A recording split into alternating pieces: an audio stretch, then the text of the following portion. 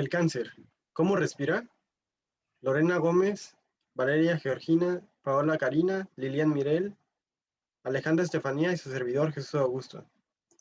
Según la OMS, ¿sabían ustedes que en 2015 8.8 millones de personas murieron de cáncer? Casi 1 de cada 6 muertes en el mundo. Ahora, antes de empezar, es importante definir qué es el cáncer. Es un término que engloba muchas enfermedades que suelen estar caracterizadas por la aparición de células anormales que crecen, se dividen y comienzan a diseminarse sin control por todo el cuerpo, lo cual desplaza a las células saludables. Esto suele resultar en la generación de grandes masas de tejido celular llamadas neoplasias o tumores.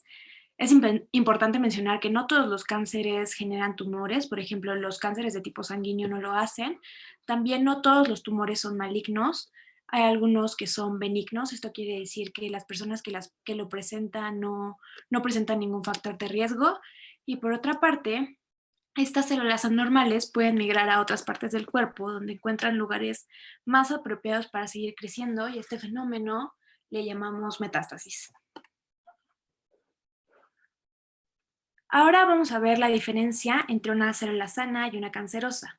Las células cancerosas son las células anormales de las que ya les platiqué y bueno, estas comienzan a proliferar cuando los genes encargados de regular el ciclo celular, como las proteínas P53, RB, BRCA y las APC, se ven desactivados o afectados por diferentes causas. Es aquí donde las células sanas pueden convertirse en células cancerosas, ya que comienzan a crecer y a dividirse sin control alguno.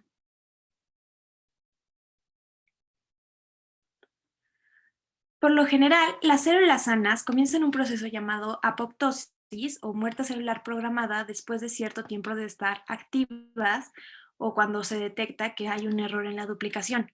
Se le llama célula cancerosa a aquella célula sana que no comienza este proceso de apoptosis y sigue duplicándose aun cuando existe un error.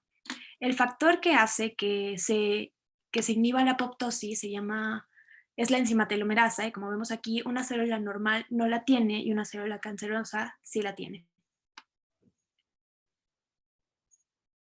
Por otra parte, aunque el sistema inmune se encarga de deshacerse de células alteradas, las células cancerosas pueden evitarlo e incluso hacer que este sistema inmune las reconozca para no ser destruidas. Y además de esto, tienen la capacidad de hacer que las células sanas vascularicen y alimenten tumores cancerígenos. ¿Qué tienen en común las células cancerosas independientemente del tipo de cáncer? La principal característica en común es que secretan proteasas, que son las enzimas encargadas de romper los enlaces peptídicos, y esto le sirve a estas células para destruir las barreras mecánicas formadas por colágeno, que son las que se encargan de contener su expansión y dar una integridad al tejido. Otra similitud es que las células inhiben la apoptosis, como ya se mencionó anteriormente. En condiciones normales, las células reciben una señal de que hay algún tipo de daño y que por lo tanto cierta célula debe morir. El sensor más común es el que detecta el daño en el ADN, como alguna mutación, por ejemplo, y funciona por medio de las proteínas supresoras de tumores, como un ejemplo es la TP53, que es la que induce la apoptosis. En cambio, las células cancerígenas encuentran la manera de evitar todo este proceso y así no morir. La manera más común en la que hacen esto es con mutaciones justamente en la vía de la TP53 y así la desactivan. También tienen en común la inmortalidad, ya que tienen la enzima telomerasa, y esta enzima añade los más telómeros. Los telómeros son lo que protegen al cromosoma. Como se ve en la imagen, es lo amarillo. Y cuando la célula se divide, estos se van acortando y así poco a poco va envejeciendo la célula para finalmente morir. En las células con cáncer esto no pasa, ya que se van regenerando los telómeros y eso impide que envejezcan y así son técnicamente inmortales. Otra de las cosas es que estas células provocan angiogénesis y es que conforme va creciendo el cáncer, va necesitando de nutrientes para llevarlos al centro del tumor y que éste pueda seguir creciendo. Entonces, reclutan nuevos vasos sanguíneos de donde obtener lo que necesita. Y ya por último es que tiene la capacidad de moverse de su lugar de origen para crecer en otro lugar, y a esto lo conocemos como metástasis. Un ejemplo es encontrar células cancerígenas del colon, por ejemplo en el hígado.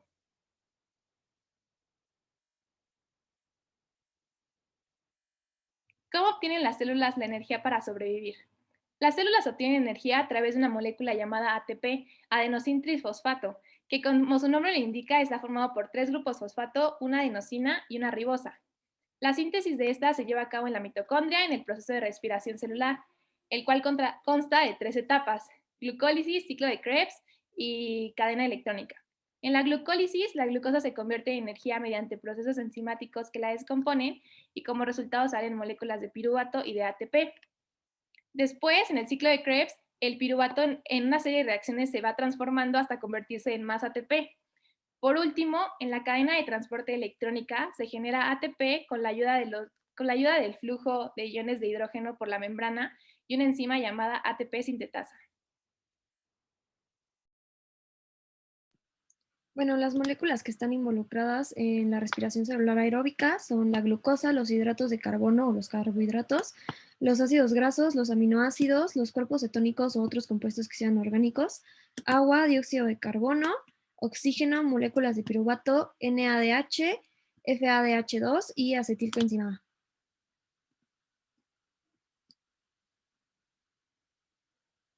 A. Ok, ¿cómo generan energía? El primer paso, que es lo que estamos viendo ahí, es la glucólisis. Esta se divide en 2 fases. La primera son 4 reacciones químicas, de las cuales 2 son fosforilización y consumen 2 ATPs por molécula de glucosa. Y la segunda fase es parte de la reacción de oxidación del gliceraldehído 3-fosfato, la cual es el producto de la primera fase. Y ya al final se obtienen 4 ATPs y 2 NADHs. Para el ciclo de Krebs, pues como se ve ahí en el diagrama, primero empieza con citrato, después se va a hacer aconitato, después isocitrato, después cetoglutarato, posteriormente succinil, después succinato, fumarato, luego malato y al final oxalacetato y te da ATPs y NADH. Y finalmente, la cadena de transporte electrónica es la última fase y en esa la cadena de transporte mitocondrial utiliza electrones del donante, ya sea NADH o FADH2, y los pasa a los aceptores de electrones, que puede ser el O2, a través de una serie de reacciones de redox.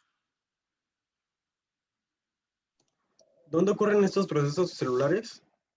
La primera etapa de la respiración celular, glucólisis, no requiere oxígeno.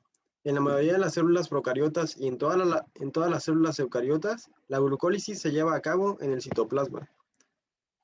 En cuanto al ciclo de Krebs, este se realiza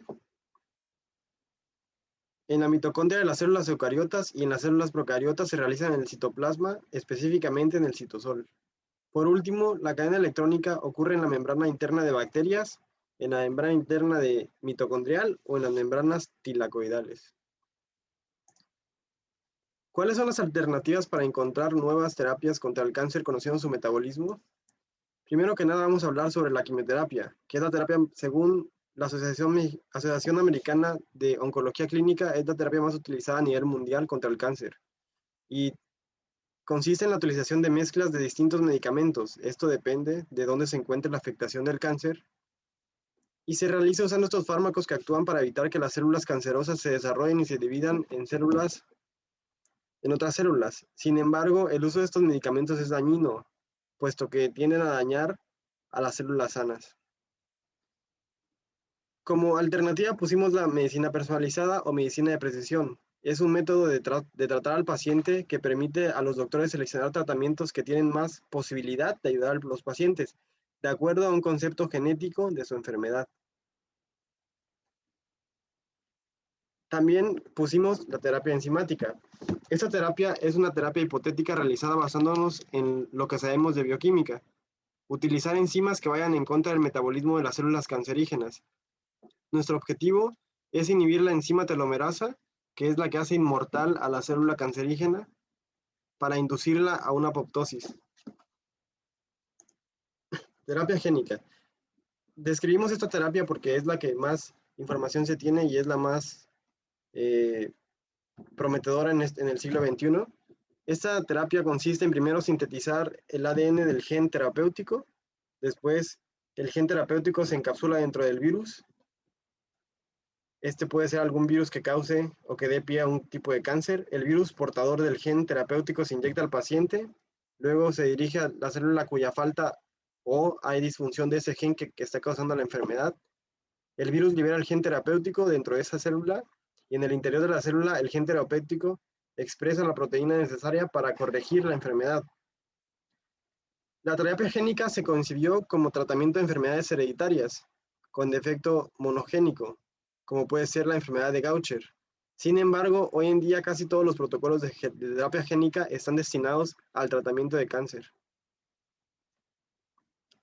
La terapia génica podría considerarse en sentido amplio como un conjunto de estrategias terapéuticas por medio de las cuales se intenta corregir un trastorno genético.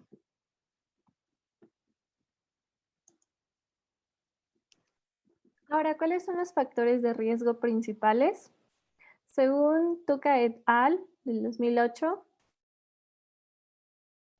uno de ellos es la exposición al tabaco, que se ha encontrado que tiene muchas sustancias nocivas, 60 de ellas al menos se creen cancerígenas y se le asocia con al menos 19 tipos de cáncer.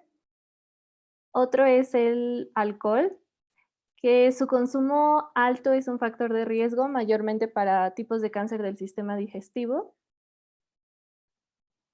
La luz solar, sobre todo en exposiciones frecuentes y largas, se considera como un factor de riesgo principal para el cáncer de piel.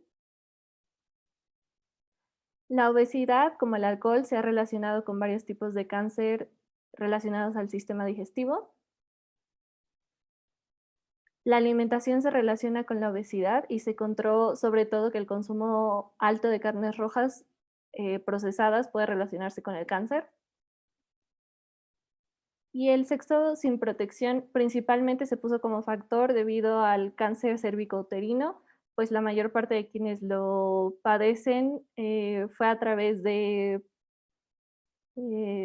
haber sido diagnosticados con BPH por sexo sin protección.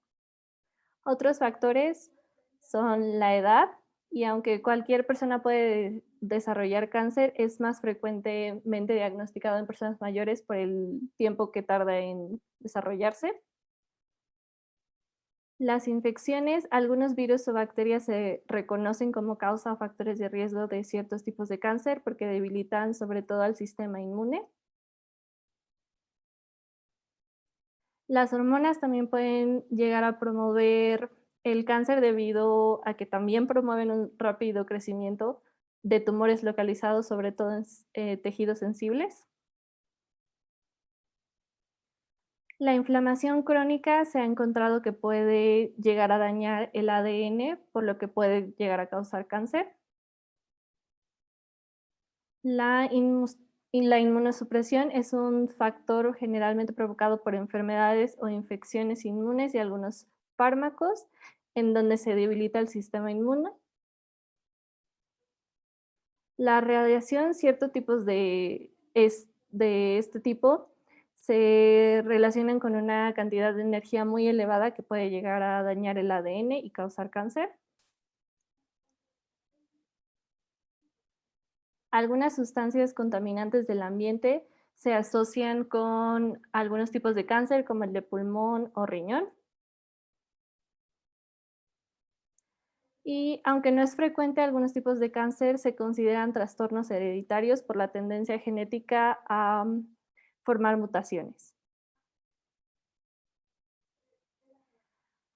Según Tuca et al. Del 2018, existen más de 100 tipos de cáncer, los cuales son normalmente nombrados por el tipo de célula u órgano en donde se inicia el desarrollo de esta enfermedad, aunque existen categorías principales más grandes que contienen dentro a estos, como carcinoma, sarcoma, leucemia, linfoma y mieloma, y del sistema nervioso.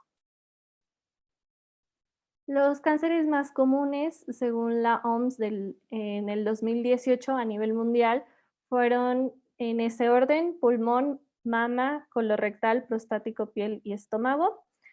El de pulmón se debe principalmente a la exposición prolongada al humo del cigarro, el de mama a uso de anticonceptivos y a una mala alimentación, también en algunos países debido a la falta de cultura de su detección temprana.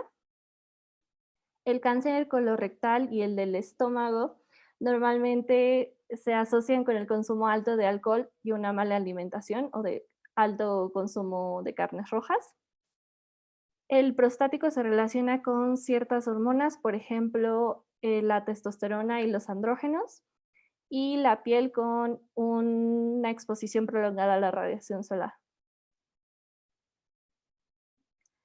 En México, según la Organización Panamericana de la Salud, igual en el 2008, relacionado al número de casos a nivel mundial, los cánceres más comunes fueron el de mama, el colorectal, el de hígado, el de pulmón, el de próstata y el de estómago. Bueno, ahora ya les voy a hablar del impacto en el paciente. Y bueno, siempre existe un estrés postraumático después de sobrevivir a la enfermedad y después de vivir esta experiencia traumática, la mayoría busca consuelo en grupos de apoyo y muchos sobrevivientes le dan un nuevo sentido a la vida. Y también cada vez que el paciente recurre a los tratamientos, vuelve el temor y la desesperación para la familia.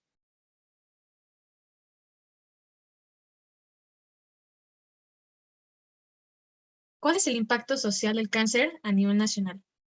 Bueno, el más grande es el impacto económico, ya que si muere un padre o una madre de familia, la mayoría de las familias quedan desarticuladas y desamparadas debido a la pérdida de empleo, por lo tanto, a un menor ingreso.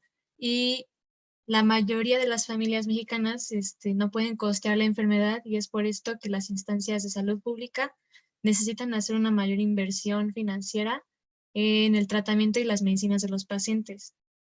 También existen impactos psicológicos en los hijos y en los padres. Si es un hijo el que muere, los padres suelen entrar en depresión y llegar al suicidio. Y si es un padre o madre la que muere, los hijos quedan traumados por la experiencia tan fuerte y desamparados. También existe un impacto social a nivel internacional, y es que el cáncer es la segunda causa de muerte en el mundo, según la Organización Mundial de la Salud, que lo declaró en el 2018. También se dijo que en el 2015 ocasionó 8.8 millones de defunciones. Y esto lo que hace es aumentar la preocupación en las personas para hacerse constantes chequeos y si es que puede haber cáncer, hacer una detección temprana. Bueno, también existen factores que determinan si prevalece el cáncer o no. Por ejemplo, la edad. Cualquier persona de cualquier edad puede ser diagnosticada con cáncer, sin embargo, las personas de mayor edad suelen estar más, suelen ser diagnosticados con mayor probabilidad para ciertos tipos de cáncer. Por ejemplo, el cáncer de seno, la edad media, según un estudio realizado, es de 61 años. El cáncer colorectal es de 68 años. Para el cáncer de pulmón, 70 años. Para el cáncer de próstata, 66 años. Para el cáncer de hueso, niños y adolescentes suelen tener las mayores incidencias, menores, y tienen que tener menos de 20 años. E igualmente para la leucemia. También existe prevalencia en ciertos grupos étnicos. Por ejemplo, en Estados Unidos es más probable que muera una mujer afroamericana por cáncer de seno que una mujer blanca. Y para los hombres afroamericanos existe una mayor posibilidad de fallecer de cáncer de próstata que los hombres blancos y casi 2 veces la probabilidad de morir por cáncer de estómago. También las mujeres hispanas e indígenas nativas de Alaska tienen índices más altos de tener cáncer cervicouterino. Y por otro lado, los indígenas nativos de Alaska tienden a contraer cáncer de hígado y cáncer intrahepático de vías biliares. Después de ellos siguen los asiáticos, los isleños de las islas del Pacífico y los hispanos. También el sexo puede ser un factor para la prevalencia de cáncer. Por ejemplo, en mujeres afectan algunos cánceres, por ejemplo, el cáncer de seno, colon, recto, endometrio, pulmón, cuello, uterino, piel y ovario. Mientras que a los hombres les afectan más los cánceres como de próstata, de pulmón, de colon, vejiga y piel. También el estilo de vida puede ser un factor que nos haga contraer cáncer. Por ejemplo, el estilo de vida sedentario, que es no realizar actividades físicas, puede generar obesidad, que es un factor de riesgo. También el consumo de alcohol y tabaco aumenta el riesgo de contraer cáncer, más que nada de pulmón, de próstata, de garganta y lengua. Y también un estilo de vida saludable, por ejemplo, el consumo de frutas y verduras, pueden hacer que se reduzca el riesgo de contraer distintos tipos de cáncer, como de cabeza, cuello, cáncer de esófago, estómago, pulmón, páncreas y de próstata. Por último, existen los factores socioeconómicos. Por ejemplo, es más probable, según un estudio realizado a 26,000 pacientes de cáncer entre 1973 y el 2001, se encontró que las incidencias de cáncer pulmonar eran 1.7 veces mayores entre aquellos con ingresos familiares de menos de 12,500 pesos a aquellos con más de 50,000 pesos. Por otro lado, también existe un factor que es la pobreza. Por ejemplo, en mujeres pobres existe una mayor incidencia de contraer cáncer cervical que aquellas con mayores ingresos familiares. Y también para los hombres, aquellos con menor ingreso tienen un menor riesgo de contraer cáncer de próstata, aquellos con un ingreso de más de 50,000 pesos, y también aquellos hombres con menor ingreso a 12,500 pesos tienen menor incidencia de contraer melanoma a aquellos con un mayor ingreso.